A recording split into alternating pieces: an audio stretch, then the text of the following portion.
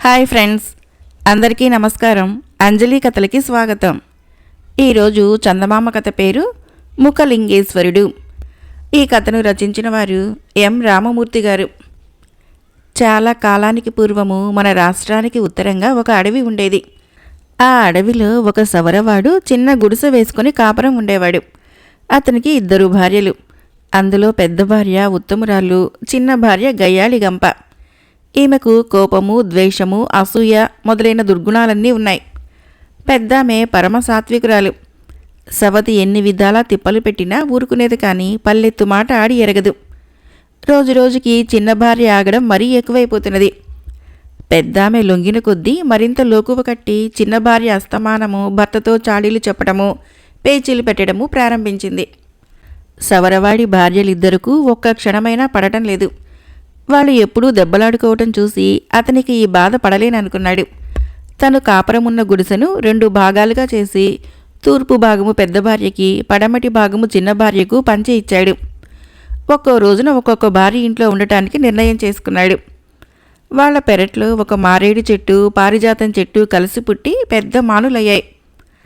ఆ ఇల్లు 2 భాగాలైనప్పుడు ఆ చెట్లు సరిగ్గా గోడ మధ్యకు వచ్చాయి. 2 భార్యలు ఎవరి భాగం వైపున ఉన్న కొమ్మల పువ్వులు వాళ్ళు కోసుకొని తలలో పెట్టుకునేవాళ్ళు. సరే, ఈ పద్ధతి బాగా ఉంది. ఇక భార్యలిద్దరూ ఒకళ్ళతో ఒకళ్ళు పోట్లాడుకోకుండా ఉంటారు. ఇక ముందు పేచీలేమీ ఉండవు.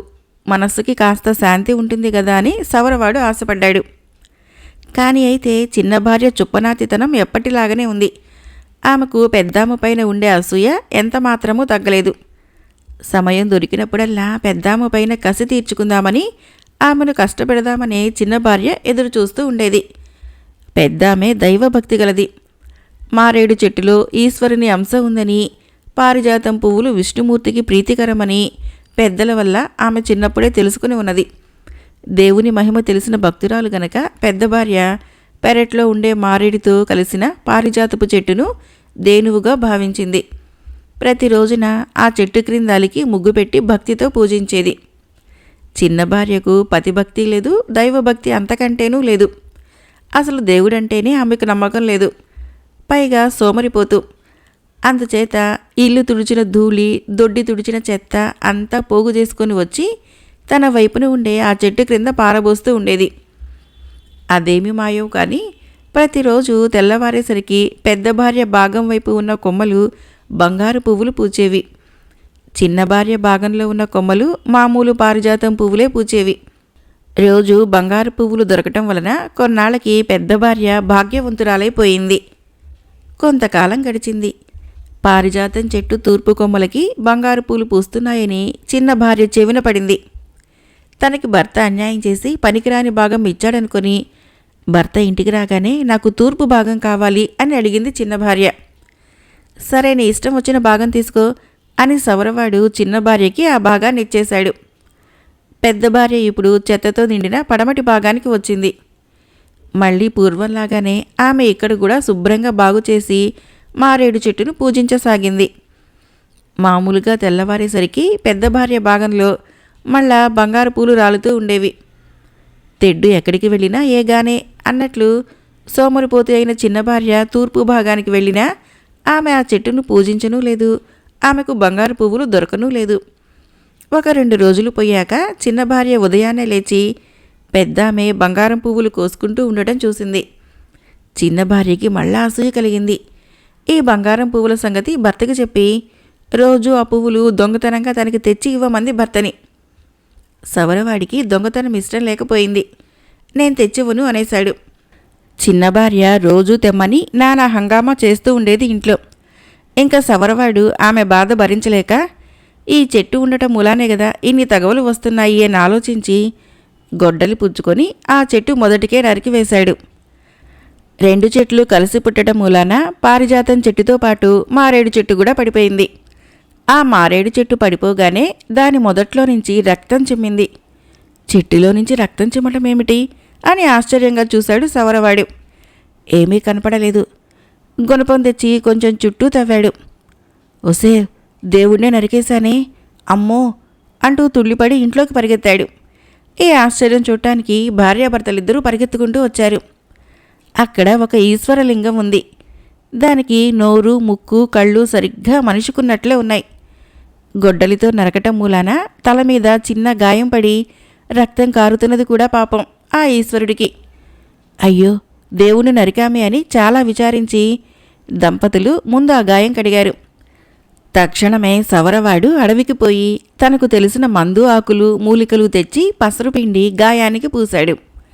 అయ్యో, దేవుణ్ణి కొట్టాను కదా, దేవుడేం చేసిపోతాడో అని భయపడ్డాడు పాపం సవరవాడు.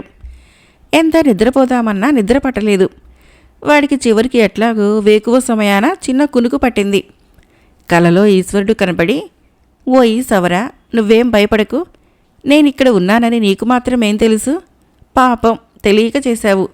రేపు ఉదయాన్నే నువ్విక్కడి నుంచి బస మార్చి వేరే అడవికి పో. తర్వాత పట్టణానికి పోయి రాజుగారితో ఈ సంగతంతా చెప్పు. నీ దరిద్రం తీరిపోతుంది అని చెప్పి మాయమైపోయాడు. కల వచ్చిన వెంటనే సవరవాడు కన్నులు నిలుపుకుంటూ లేచి భార్యలిద్దరినీ లేపాడు. ఈశ్వరుడు చెప్పిన మాటలు వాళ్లకు చెప్పగానే వాళ్ళు ఆశ్చర్యం పొందారు.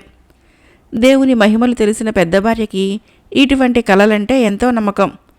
అందుచేత ఆమె ఒక్క క్షణమైన ఆలస్యం చేయకుండా ఈశ్వరుడి ఆజ్ఞ శిరసావహించాలని భర్తని తొందర పెట్టసాగింది. తెల్లవారి లేవగానే ఇంకా ఆ స్థలంలో నిలవకుండా భార్యలిద్దరినీ వెంటబెట్టుకుని సవరవాడు ఇంకో అడవికి కాపరం మార్చివేశాడు. ఈ విచిత్రాన్ని రాజుగారితో మనవి చేయటానికి ఆ రోజే పట్నం వెళ్ళాడు.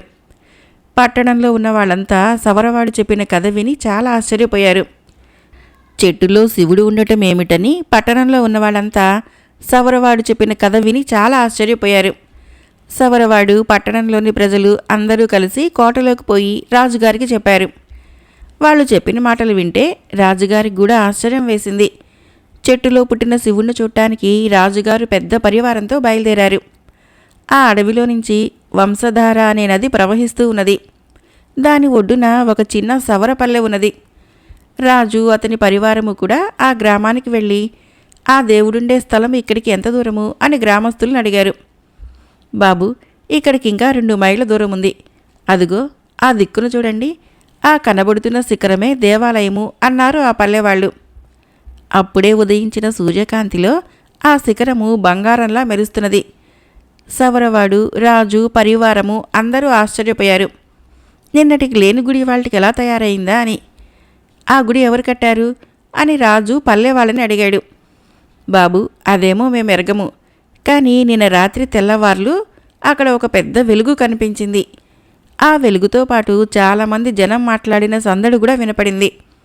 మేమందరము అదేమిటో చూద్దామని కొంచెం దూరం పోయేసరికి దారిలో పులులు, సింహాలు ఎదురై మమ్మల్ని ముందుకు పోనిచ్చాయి కావు. అందుకని తిరిగి వచ్చేశాం. ఉదయం లేచి చూద్దుము కదా, అక్కడ గుడి కనపడింది. ఈ విధంగా గుడి కట్టడము మానవుల వల్ల కాదు, ఇది తప్పకుండా దేవతలు చేసిన పనే అనుకుంటున్నాము. ఇంతే మాకు తెలిసింది అని ఆ పల్లెవాళ్ళు చెప్పారు. ఈ సంగతి వినేసరికి అందరికీ చాలా ఆశ్చర్యం వేసి తొందరగా ఏరు దాటి ఆ గుడి దగ్గరికి పోయారు. ఆ గుడికి వెనుక భాగంలో పారుతున్న వంశధార నదిలో స్నానం చేసి అందరూ గుడిలోకి ప్రవేశించారు. లోపల 2 వెండి దీపపు సెమ్మలలో దీపాలు వెలుగుతున్నాయి. ఆ వెలుగులో ముఖం ఉన్న ఈశ్వరలింగం వాళ్ళకి కనపడింది. విగ్రహం తల మీద చిన్న లొట్ట కనపడింది. అదే సవరవాడు నరకటం వలన ముక్కైపోయిన జాగా అయి ఉంటుందని అనుకున్నారు. ఇప్పుడు ఆ చుట్టుపక్కల మారేడు చెట్టు కానీ, పారిజాతం చెట్టు కానీ, సవరవాడి గుడిసె కానీ ఏమీ కనపడలేదు. రాజుగారు వెళ్ళిన జనమంతా ఆ దేవునికి ముఖం ఉంది కాబట్టి ముఖలింగేశ్వరుడు అని పేరు పెట్టారు. పువ్వులు, పత్రి తెచ్చి భక్తితో పూజించారు. ఆ దేవుని పేర రాజుగారు చాలా ఆస్తి రాసిచ్చారు. అటువంటి గొప్ప దేవుణ్ణి సవరవాడు ముందుగా చూశాడు కాబట్టి వాడికి చాలా ధనం ఇచ్చారు. సవరవాడికి కలలో ఈశ్వరుడు కనపడి చెప్పిన మాటలు జ్ఞాపకం వచ్చినాయి. ఇదంతా దేవుని మహిమే కదా అని వాడు ఎంతో సంతోషించి అప్పటి నుంచి గొప్ప ఈశ్వరుడి భక్తుడిగా మారిపోయాడు.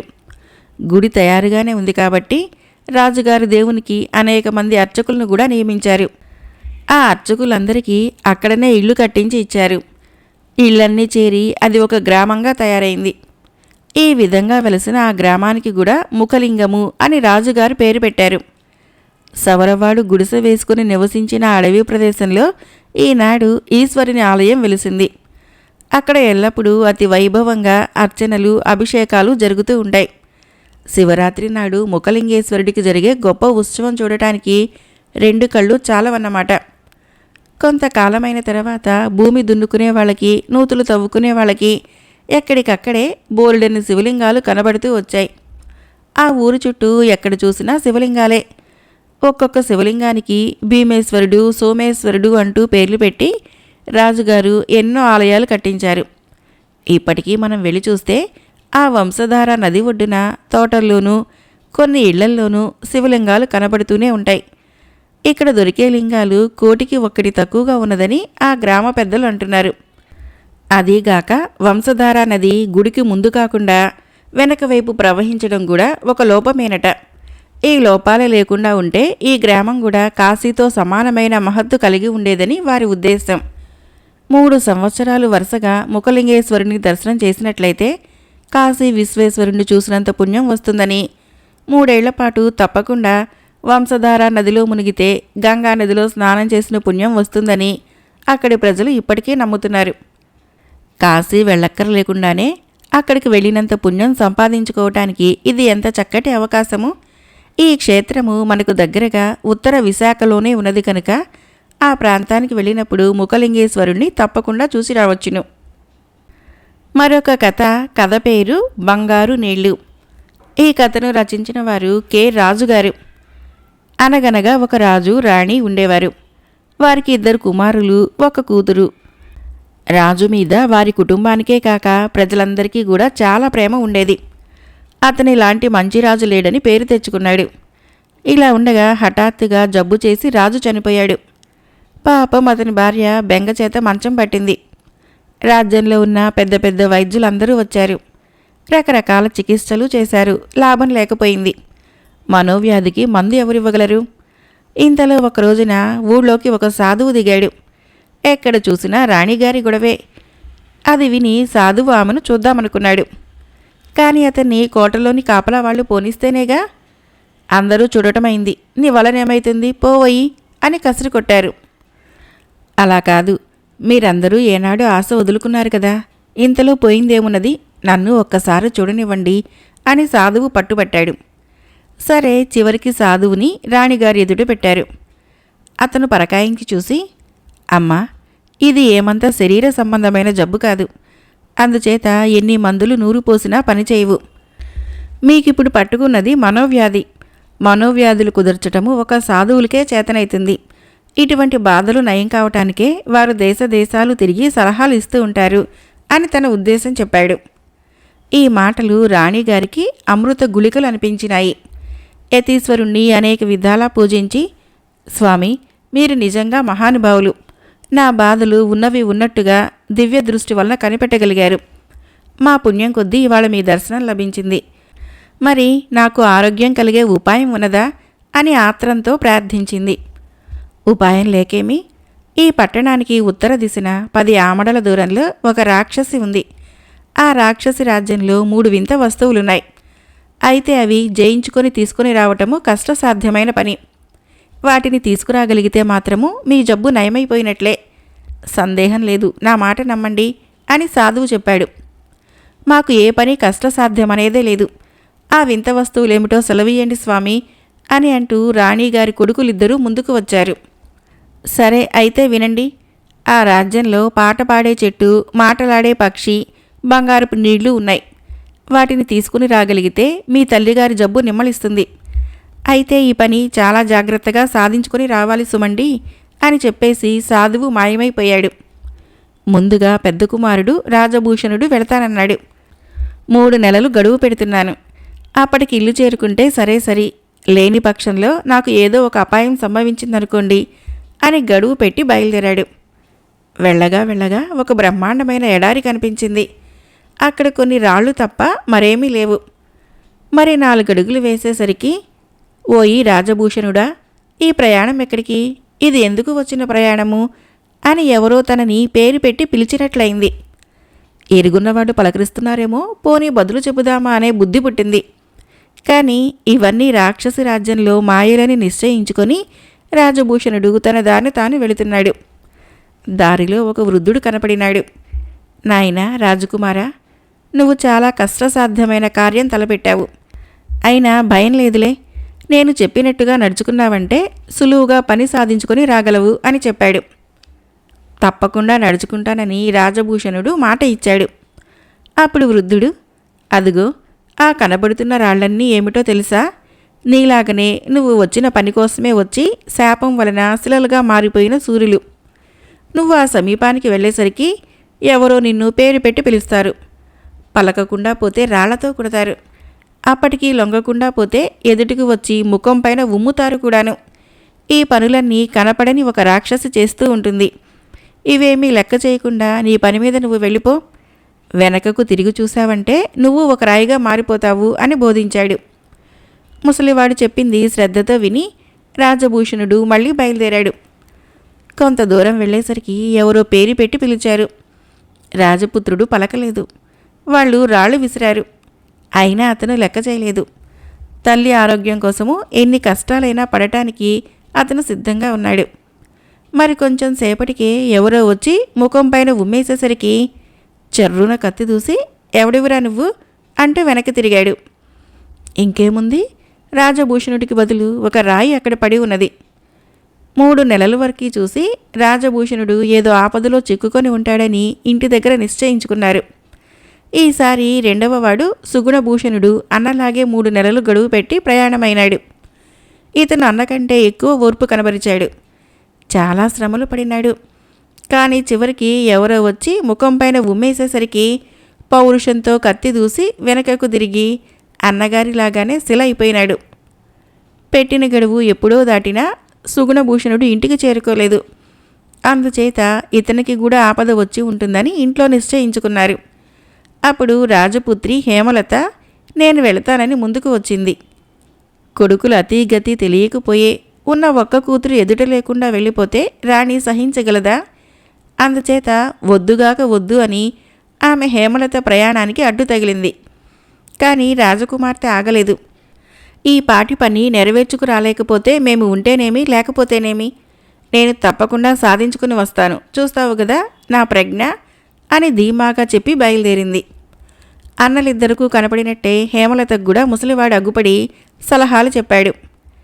రాజపుత్రి ముసలివాడిని దేవుడిగా భావించి అతని సలహాల్ని వేదముగా నమ్మింది. అతను చెప్పిన దానికి అడుగు దాటకుండా నడుచుకుంటానని ఒట్టేసుకుంది. ఆ ప్రకారమే చేసింది.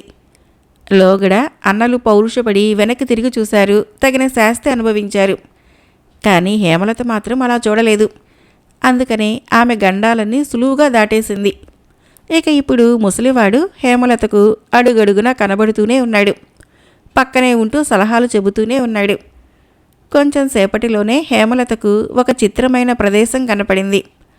అక్కడ మిలమిలా మెరుస్తూ ఊట నీరు ప్రవహిస్తూ ఉన్నది. అదే బంగారపు నీళ్లు. ఇది ఒక చుక్క తగిలేసరికి చచ్చిన వాళ్ళు బతుకుతారు. ఇక ఎటువంటి వ్యాధులైనా కుదురుతాయనే మాట చెప్పేదేంటి అని ముసలివాడు అన్నాడు. ఆ మాట వింటూనే హేమలత తన దగ్గర ఉన్న సీసాలను ఈ నీటితో నింపేసి చేత పట్టుకున్నది. ఆ దగ్గరలోనే ఒక చెట్టు పాడుతున్నది. చెట్టు కొమ్మకు ఒక పంజరము, ఆ పంజరంలో మాట్లాడే పక్షి కూడా ఆమెకు కనపడింది. బేష్, తక్కిన 2 వస్తువులు ఇక్కడనే దొరికేశాయి. ఇక వచ్చిన పని పూర్తిగా నెరవేరినట్లే అని రాజకుమార్తె సంతోషించింది. ఈ చెట్టు కొమ్మ ఒకటి పట్టుకొని వెళ్ళి మీ ఉద్యానవనంలో పాతు. మళ్ళీ మహావృక్షమైతుంది. దీని ఆకులు చక్కటి సంగీతం పాడతాయి. పంజరంలో ఉన్న పక్షి కమ్మటి కథలు చెబుతుంది. ఇవి ఎక్కడుంటే అక్కడ ఆరోగ్యం ఉంటుంది అని వృద్ధుడు మళ్ళీ చెప్పాడు. హేమలత ఆ చెట్టు కొమ్మ ఒకటి విరిచింది. పక్షి ఉండే పంజరం పట్టుకున్నది. ఇంటి ముఖం పట్టింది. ముసలివాడు చెప్పిన మాట ఎంతవరకు నిజమో చూద్దామని దారిలో పడి ఉన్న ఒక శిల మీద బంగారపు నీటి చుక్క వేసింది. ఆ శిల వెంటనే రాజకుమారుడిగా మారింది. ఆమె ఆశ్చర్యంతో తక్కిన రాళ్ల మీద కూడా తలకొక నీటి చుక్క వేస్తూ వచ్చింది. వెంటనే రాళ్లన్నీ రాజపుత్రులుగా మారినాయి. అలా మారిపోయిన వాళ్లలో తన అన్నలిద్దరూ కనపడేసరికి హేమలతకి చెప్పలేని ఆనందం కలిగింది. ముగ్గురు కలిసి తల్లికి కావలసిన 3 వింతలు పట్టుకొని ఇంటికి చేరుకున్నారు. తలవని తలంపుగా కొడుకులు కూతురు కంటపడేసరికి రాణిగారికి సగం వ్యాధి ఎగిరిపోయింది. హేమలత ప్రజ్ఞ వల్ల సాధించుకొని వచ్చిన 3 వింతలు యతీశ్వరుడు చెప్పినట్లుగా ప్రయోగించేసరికి రాణిగారికి చక్కగా ఆరోగ్యం చేకూరింది. అందరూ ఆనందంలో మునిగి ఉంటూ ఉండగా అడవిలో కనిపించిన ముసలివాడు కూడా వారి దర్బారుకు వచ్చాడు. అతన్ని రాజకుమారులు హేమలత చాలా మర్యాద చేశారు. అతను కట్టుకోవటానికి మంచి దుస్తులు ఇచ్చారు. అవి వేసుకోగానే ముసలివాడు చక్కటి రాజకుమారునిగా మారిపోయాడు. ఈ వింతకు అందరూ ఆశ్చర్యం పొందారు. నేను మీ వంటి రాజకుమారుడినే. ఈ 3 వింతల కోసము నేను మీలాగనే ప్రయాణమయ్యాను. రాక్షసుని శాపం వలన నాకు ఈ ముసలి రూపం వచ్చింది. తర్వాత హేమలత ప్రజ్ఞ వలన నాకు ఈ పీడ వదిలింది అని అతను చెప్పాడు. ఈ కథ విని రాణిగారు మరింత సంతోషించింది. హేమలతకు రాజకుమారుడికి వైభవంగా పెళ్లి చేసింది. అప్పటి నుంచి అందరూ హాయిగా ఉంటున్నారు. కథ అయిపోయింది. ఫ్రెండ్స్, నా కథలు నచ్చినట్లయితే మన ఛానల్ని తప్పకుండా సబ్స్క్రైబ్ చేయండి, లైక్ చేయండి, మీ ఫ్రెండ్స్కి షేర్ చేయండి, కామెంట్ చేయండి. Thank you.